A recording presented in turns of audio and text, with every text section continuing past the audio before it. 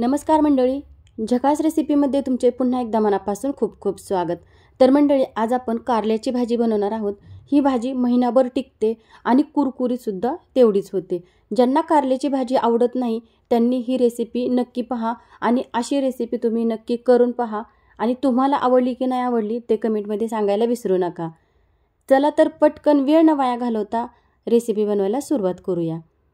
तर इथे मी 250 ग्राम कारली घेतलेली आहेत। कारल्याला स्वच्छ धुवून घेतले। आता आपल्याला कारले चिरून घ्यायचे आहेत। कारले चिरले की लगेच आपल्याला यातील बिया काढायच्या आहेत।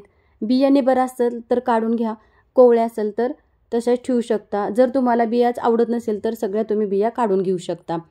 कारला आपल्याला उभ्या आकारात अशा प्रकारे चिरून घ्यायचं आहे। पातळ पातळ याच्या फोडी करून घ्यायच्या आहेत। तर बघू शकता अशा मी पातळ फोडी करून घेतलेल्या आहेत। सगळं कारलं चिरून झालेलं आहे। आता एका प्लेटमध्ये आपल्याला या कारल्याच्या फोडी काढून घ्यायच्या आहेत। आता यानंतर काय करायचं, या कारल्याला आपल्याला मीठ लावून घ्यायचं आहे। यासाठी आपल्याला मिठाचा अंदाज ठेवायचा नाही, थोडंसं मीठ लावायचं आणि अर्धा तास असंच ठेवायचं आहे। असे केल्यामुळे काय होतं, कारलं अजिबात कडू होत नाही। त्यामुळे ही टिप तुम्ही नक्की फॉलो करा। तर हे बघा अर्धा तास झालेला आहे आणि बऱ्यापैकी कारल्याला पाणी सुटलेलं आहे। आता हे जे कारल्याला पाणी सुटलेलं आहे ते आपल्याला पिळून काढायचं आहे, म्हणजे आपलं कारलं अजिबात कडू होणार नाही। जेवढं होईल तेवढं आपल्याला पिळून काढायचं आहे। तर बघू शकता एवढं असं पाणी निघालेलं आहे आणि आपण हे जे पाणी काढून घेतलेलं आहे कारल्यामधून, यामुळेच आपलं कारलं अजिबात कडू होत नाही। सगळं पाणी काढून झालेलं आहे कारल्यामधून। आता काही मसाले लावायचे आहेत फोडींना। हळद, बेडगी लाल मिरची पावडर घातली, धना पावडर घातलेली आहे, त्यानंतर अर्धा चमचा चाट मसाला आणि तिखटवाली लाल मिरची पावडर घातली। चवीनुसार मीठ घालायचं, 2 चमचे तांदळाचं पीठ घालायचं, म्हणजे आपलं कारलं कुरकुरीत होतं। त्यानंतर आपल्याला 3 चमचे बेसन पीठ घालायचे। आता हे सर्व जिन्नस आपल्याला कारल्याच्या फोडींना व्यवस्थित लावून घ्यायचे, व्यवस्थित चोळून घ्यायचे, व्यवस्थित एकजीव झालं पाहिजे। याला प्रत्येक कारल्याच्या फोडीला हे सगळं लागलं पाहिजे सर्व जिन्नस।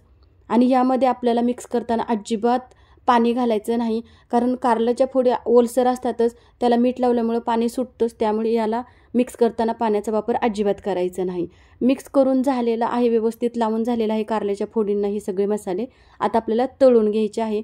तळण्यासाठी आपल्याला तेल चांगलं कडकडीत गरम असायला हवं। सुरुवातीचे आपल्याला फुल गॅसवरच 5 मिनिट कारले तळून घ्यायचं आहे।